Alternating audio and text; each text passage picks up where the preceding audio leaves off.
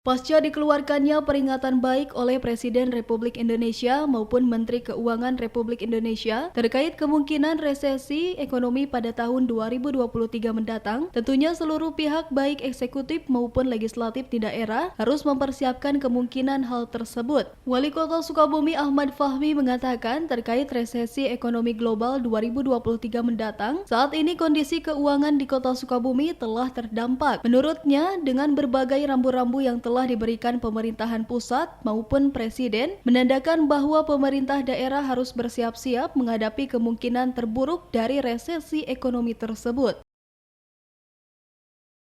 Ibu Menteri sudah menyampaikan warning, Pak Presiden juga sudah menyampaikan warning itu. Jadi seluruh pihak termasuk pemerintah daerah tentunya harus sangat bijak dalam mengalokasikan anggaran. Anggaran yang ada betul-betul anggaran yang dialokasikan untuk kepentingan masyarakat, tidak boros gitu ya.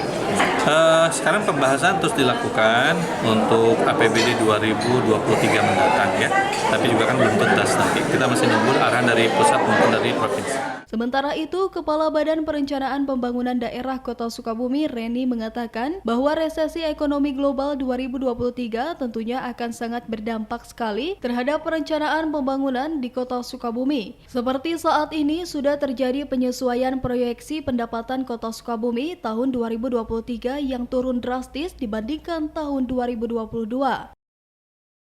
Ya, jadi pasti ada dampaknya. Dampak yang paling utama keluar ya kita sudah melihat ada proyeksi pendapatan yang berasal sumber dari dana transfer daerah gitu ya, dari dana transfer dari pusat ke daerah ini juga mengalami pengurangan yang cukup signifikan dibandingkan tahun 2022 gitu. Kayak gini, kalau secara keseluruhan kita berharap itulah kita mungkin kenapa lakukan replanning gitu ya, kemudian kita lakukan refocusing gitu ya, mengembalikan kepada fokus kita yang awal gitu ya, seperti apa.